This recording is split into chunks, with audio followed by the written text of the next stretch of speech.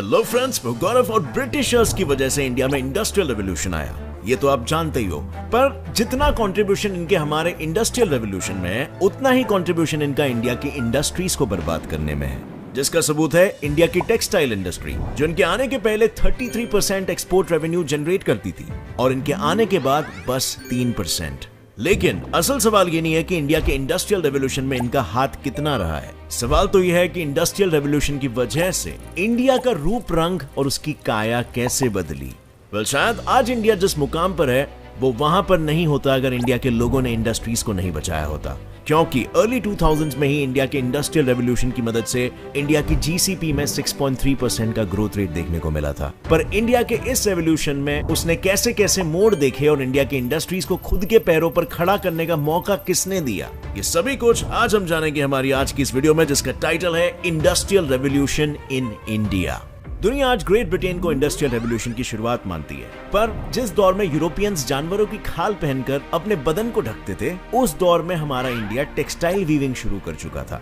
और इसका सबूत इंडिया का वो ओल्डेस्ट कॉटन थ्रेड है जिसे 4000 BCE तक डेट किया गया है। लेकिन इंडियन सबकॉन्टिनेंट में सिर्फ टेक्सटाइल्स ही नहीं, आयरन एंड स्टील, हैंडीक्राफ्ट और ज्वेलरी की मैन्युफैक्चरिंग भी कुछ इसी तरह प्राचीन काल से शुरू हो चुकी थी। यहाँ तक हमारे देश को उक्कू स्टील या वूड स्टील, जिसे दुनिया का सबसे पहला high grade iron and steel production माना जाता है, उसे बनाने का श्रेय भी दिया जाता है, जिससे कई अलग अलग औजारें ही नहीं पर हथियारों को भी तैयार किया गया। और इसी खूबी के चलते हमारे भारत से इसे एंशियंट ग्रीस, रोम, पर्शिया जैसे जगहों पर एक्सपोर्ट करना शुरू हुआ।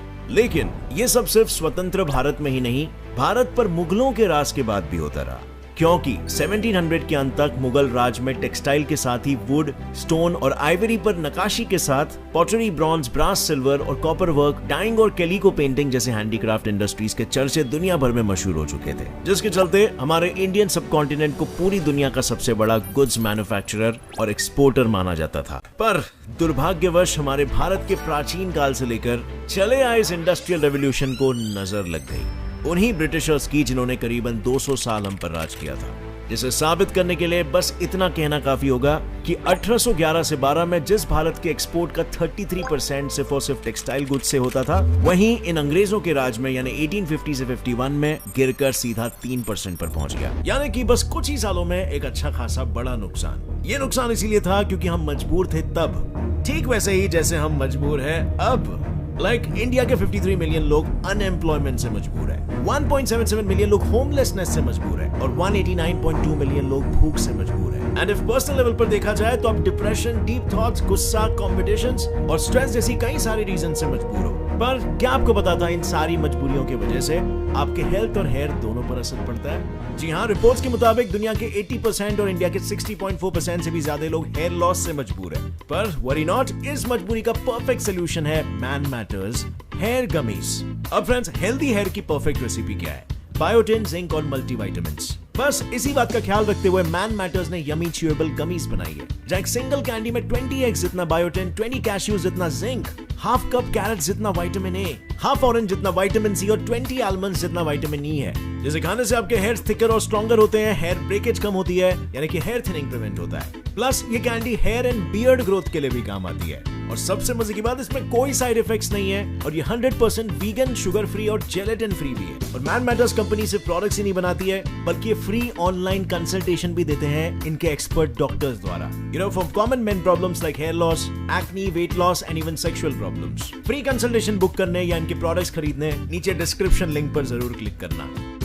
पर इंडियन इंडस्ट्रीज की नींव को जड़ों से हिलाने की शुरुआत 1700 में ही हो गई थी, जहां European trading companies Indian ruler से ट्रेड कंसेशन और अपनी कंपनीज के लिए एक्सपेंडेशन पाने की कोशिश में लगे रहते थे, जिससे भारत की हर दूसरी कंपनी यूरोपियन हो और मार्केट की मोनोपोली सीधा इनके हाथों में ले जाए। लेकिन मिड 1700s और 1800s में हुए वॉर्स, जैसे कि 1757 की बैटल ऑफ प्लासी, 1764 की battle of Buxar, in Wars के चलते ब्रिटिशर्स ने इंडिया की गवर्नेंस के साथ दूसरी यूरोपियन पावर्स जैसे कि फ्रेंच और डच ईस्ट इंडिया कंपनीज और पोर्चुगीज पावर को हराकर अपनी पावर का परछाम लहरा दिया।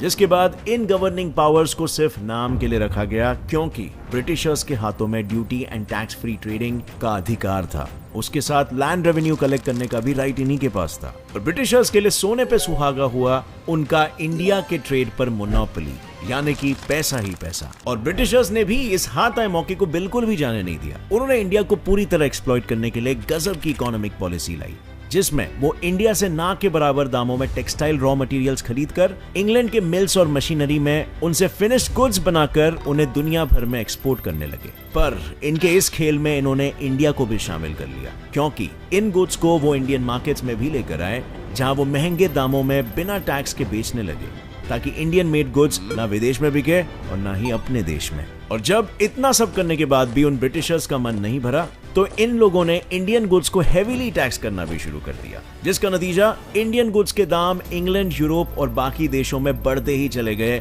और इनकी डिमांड घटती ही चली गई। और देखते ही देखते इन लोगों ने इंडियन इंडस्ट्रीज को इस तरह टेक ओवर किया कि इंडियन गुड्स की वैल्यू 0 के बराबर हो गई और लोग सिर्फ इंग्लैंड में बने गुड्स लेने लगे, जिससे 1850 आते आते इंडिया पूरी तरह डी इंडस्ट्रियलाइज हो गया था। पर ब्रिटिश सरकार का असली और डायरेक्ट राज इंडिया पर 1857 में हुए रिवोल्ट के बाद ही शुरू हुआ, जहां डी इंडस्ट्रियलाइज हो चुके इंडिया की इंडस्ट्री को पैरों तले दबाए रखने के लिए ब्रिटिशर्स जोर लगाते रहे। पर हम हमारे देश भारत की बात कर रहे हैं, जिसने खुद के दम पर गिरकर उठना सीखा है, और इस बार भी हमारा देश इसी का एग्जाम्पल बनकर उठने वाला था। लेकिन भारत से लेकर भारत के लोगों के लिए अपनी इंडस्ट्रियल रेवोल्यूशन की थमी हुई सांसों में फिर से एक बार जान डाल देना इतना आसान नहीं था। इसके लिए इंडिया को ऐसे हालातों से गुजरना पड़ा, जिसने आज इंडियन इंडस्ट्रीज को एक नई सुबह का चेहरा दिखाया। और इस सफर में इंडिया के सामने पहला मोड़ था। टर्निंग पॉइंट 1, फर्स्ट मिल एस्टैब्लिशमेंट। ब्रिटिश सरकार ने अपने डायरेक्ट रूल आने के बाद भी इंडियन मर्चेंट्स, बिजनेसमैन और एंटरप्रेन्योर्स को किसी तरह की कोई छूट नहीं दी। पर शायद उनकी यही चालाकियां थी, जिनके चलते जब इंडियन हैंडलूम और दूसरे इंडस्ट्रीज खत्म होने की कगार पर झूल रहे थे, तब इंडियन मर्चेंट क्लास और बिजनेस फैमिलीज जैसे टाटा, वाडिया, सासोन, बनिया, जीजी भॉय ने इन इंडस्ट्रीज को बचाने की भागदौड़ अपने हाथों में ली। और इन्होंने इंडिया के सालों से ट्रेडिंग पार्टनर रहे China, south east Asia, east Africa जैसे जगहों के साथ किसी भी तरह ट्रेड खत्म नहीं होने दिया, खासकर ओपीएम ट्रेड। और इस ट्रेड से उनका बस यही सपना रहा कि वो इंडिया में इंग्लैंड के जैसे फैक्ट्री बेस्ड इंडस्ट्री की शुरुआत करेंगे। अब हालांकि 1840s में कई कोशिशों के बाद भी वो ऐसी इंडस्ट्री खड़ी नहीं कर पाए, पर उनका ये सपना टूटा नहीं। और बस 1854 में इसी सपने के नींव पर खड़ा हुआ बॉम्बे, इंडिया का सबसे पहला cotton mill, Bombay spinning and weaving company, जिसने इंडिया की इंडस्ट्रीज को एक बार फिर आगे बढ़ने के लिए रास्ता दिया। और इस रास्ते पर चलते हुए 1855 में बंगाल के हुगली में पहला जूट मिल भी एस्टैब्लिश किया गया। Turning point number 2, American civil war. India के इंडस्ट्रियल रेवोल्यूशन को एक बार फिर नींव तो मिल गई थी, लेकिन उसके डगमगाते कदमों को लाठी की तरह सहारा दिया अमेरिकन सिविल वॉर ने, क्योंकि कुछ ही सालों में कलकत्ता, मद्रास और बॉम्बे में शुरू हुए कई सारे कॉटन और जूट मिल्स के बावजूद इंडियन इंडस्ट्रीज मैनचेस्टर के टेक्सटाइल के दाम और उनकी क्वालिटी जैसी चीजों को टक्कर नहीं दे पा रही थी। पर जैसे ही 1861 में अमेरिकन सिविल वॉर हुआ, इंडिया के लिए चीजें बदलने लगी, क्योंकि तब तक ब्रिटेन भी यूएसए, जो वर्ल्ड्स लार्जेस्ट कॉटन एक्सपोर्टर था, उसी से कॉटन खरीदता था। पर वॉर शुरू होने के बाद एक्सपोर्ट ब्रिटेन तक पहुंचना बंद हो गया, और इसी ब्रिटेन के पास इंडिया के कॉटन प्रोडक्शन को बढ़ाने के अलावा कोई रास्ता नहीं बचा, जिसने इंडिया की इंडस्ट्रीज को और इंडियन बिजनेसमैन को पैसे कमाने, नए मिल्स को खड़ा करने में बहुत मदद की, खासकर बॉम्बे में, जिसकी कामयाबी इतनी बड़ी कि इसे लोग मैनचेस्टर ऑफ द ईस्ट बोलने लगे। Now coming back to Indian industrialization. और हालांकि वॉर के बाद कॉटन के दाम एक बार फिर से कम हुए, पर 1900 तक सिर्फ बॉम्बे में ही 178 मिल्स ऑपरेशनल हो चुकी थी। Turning point number 3, USA and Germany overtaking British industrial output.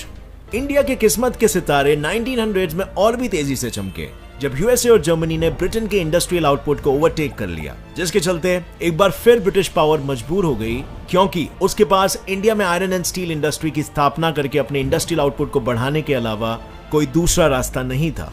पर ब्रिटिशर्स यहां भी इंडिया के साथ खेल गए, क्योंकि उन्होंने इंडस्ट्री सेटअप करने के लिए ट्रेडिंग रेस्ट्रिक्शंस तो कम कर दिए, पर उन्होंने इन इंडस्ट्रीज में एक फूटी कौड़ी नहीं डाली, बल्कि इंडियन इंडस्ट्रियलिस्ट जैसे जे.एन. टाटा ने खुद की कंपनी से मिले प्रॉफिट्स को इसके लिए कैपिटल की तरह इस्तेमाल किया, और 1907 में Tata iron and steel company limited को एस्टैब्लिश किया जा सका। पर इतने सब के बावजूद इंडिया, अमेरिका और ब्रिटिश आयरन स्टील इंडस्ट्री की रेस में बहुत पीछे था और इस रेस में इंडिया को जीतने में मदद की turning point number 4, world war 1 and world war 2 ने। जहां 1914 से 1918 तक वर्ल्ड वॉर 1 के दौरान ब्रिटिशर्स और ब्रिटिश इंडियन आर्मी के लिए कई सारे हथियार बनाने की वजह से इंडियन इंडस्ट्रीज तेजी से बढ़ने लगी। ऐसे में इंग्लैंड की इकोनॉमी का बुरा हाल हो रहा था और इसके साथ एशिया में उनकी पकड़ भी ढीली पड़ रही थी।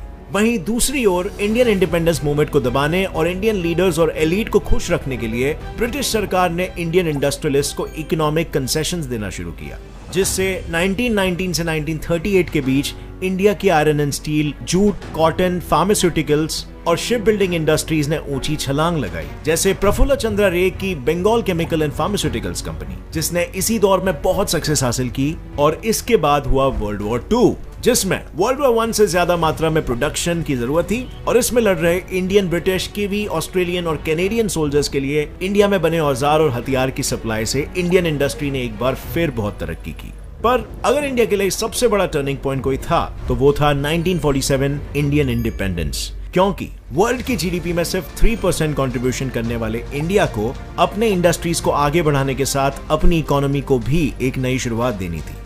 लेकिन सबसे बड़ा प्रॉब्लम था कैपिटल, जो इंडिया के सारे प्राइवेट कंपनीज के पास भी नहीं था और इसीलिए इंडियन लीडर्स ने मिक्स इकोनॉमी को 5 ईयर प्लान के रूप में अपनाया, जिससे कि सारी बड़ी इंडस्ट्रीज गवर्नमेंट कंट्रोल में आ जाए और कोई भी कंपनी सारा प्रॉफिट कमा के देश के पैसों से अपनी तिजोरी ना भर पाए। और ये सब इसीलिए हुआ ताकि इंडिया का एक्सपोर्ट हमेशा इंपोर्ट से ज्यादा रहे, ताकि लोग इंपोर्टेड चीजों को कम खरीदे। लेकिन 2 बार 5 ईयर प्लान के सक्सेसफुल होने के बाद एक नई पॉलिसी लाई गई, लाइसेंस राज। और ये पॉलिसी प्राइवेट कंपनीज के लिए एक भयानक सपने जैसी थी, क्योंकि गवर्नमेंट से उनका लाइसेंस पाना नामुमकिन के बराबर था। इसी वजह से 1960s तक इंडिया की इकोनॉमिक ग्रोथ काफी धीमी गति से बढ़ती रही, क्योंकि इस दौरान गवर्नमेंट ने इंडिया की लाठी यानी इंडस्ट्रियल एक्सपेंशन पर तो ध्यान दिया, पर एग्रीकल्चर जो इंडिया की इकोनॉमी की नींव थी वो से भूल गए। लेकिन 1980s तक चले इस गवर्नमेंट मोनोपोली की हवा राजीव गांधी की सरकार के दौरान बदल गई, जिसके बाद इंडिया में लिबरलाइजेशन की शुरुआत हुई।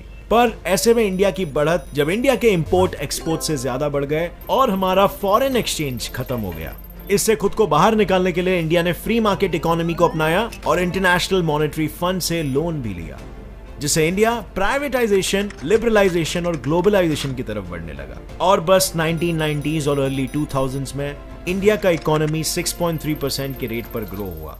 वहीं इंडिया का वर्ल्ड ट्रेड शेयर भी 0.4% से 2006 में 1.5% तक पहुंच गया। और उसके बाद इंडियन इकोनॉमी ने रुकने का नाम अभी तक नहीं लिया है, क्योंकि अब इंडिया के आईटी, फार्मेसी, पेट्रोकेमिकल्स, ऑटोमोबाइल जैसी इंडस्ट्रीज ग्लोबल लीडिंग कंपनीज को टक्कर देती है। सो फ्रेंड्स, ये था इंडियन इंडस्ट्रियल रेवोल्यूशन। हमने ब्रिटिश इंडस्ट्रियल रेवोल्यूशन के बारे में तो हमेशा सुना है और पढ़ा है। उम्मीद है आपको अपने देश के बारे में भी जानकर थोड़ी खुशी हुई।